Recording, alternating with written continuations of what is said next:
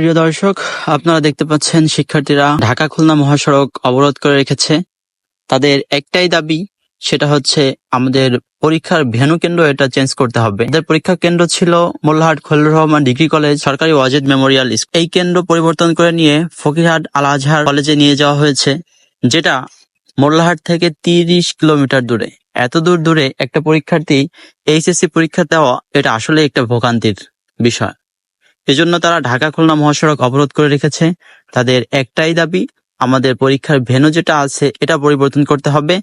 এই নিয়ে উৎসব শিক্ষার্থীরা বিক্ষোভ মিছিল করতেছে যে আমাদের ভেন্যু পরিবর্তন করতে হবে। তারা এখানে লিখে রেখেছে, অধিকারের তরে এই সংগ্রাম, ঘুচিয়ে দেব সকল বৈষম্য। আবারও কেউ লিখে রেখেছে যে we don't acceptance of venue.